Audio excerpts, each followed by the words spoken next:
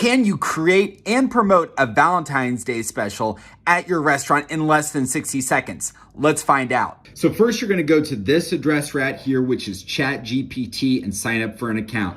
Let's check the time, what it is right now. It is 12:11 right now. So in less than 5 minutes, we're gonna do this. I'm gonna type generate 5 creative names for a Valentine's Day special at Court's Coffee Shop.